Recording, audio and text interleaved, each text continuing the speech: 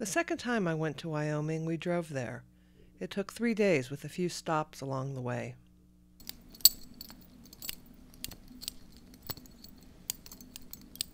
I had always begged Jackson to speak, and we would have had lots of time to talk on that 1,600-mile drive. Whether he missed his brothers, how flat the land was in the upper Midwest, how different his life was now living in town.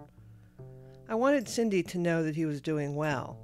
I knew him for only a short time, just over 5 years. He was my fourth, but he was my forever dog. 9 months after India suddenly died, I learned that Cindy was looking to give Jackson a new home. She works in the Bighorns in Wyoming with a pack of animals, dogs and horses, spending long hours in the mountains on search and rescue missions or tracking poachers in the back country. Jackson wanted human companionship. Lots of it. He didn't really want to work too hard. He wasn't a lazy dog, he just didn't need to work. So we met halfway in Chicago in the parking lot of a mall, and Jax hopped right into the back seat and settled into my heart. He loved to ride in the car.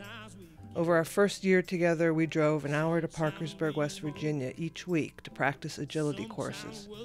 He was the only dog I've known who would sit up in the seat and look out the window as if studying the landscape or examining the roof lines of the houses along the road. On the ride home, he'd sleep. I'd want to talk with him. Maybe we'd talk about entering an agility trial. I promised not to exploit him, not to pimp him out to Oprah. We'd still walk along the levee, Jackson the lead. He pranced. I didn't mind talking to strangers when I was with Jackson because we talked about him. They'd comment on his coat of many colors, of mostly fawn and mahogany. Like mine, his thick hair puffed out in the humidity. I'd move on, call him to my side, and we'd continue, chatting about how silly people could be. He was a Belgian Tervuren, not a shepherd collie mix, as so many inquired. Jackson didn't let on to others. He was always gracious in his greetings to friends. When visiting the vet, he was polite, deferential, and responsive.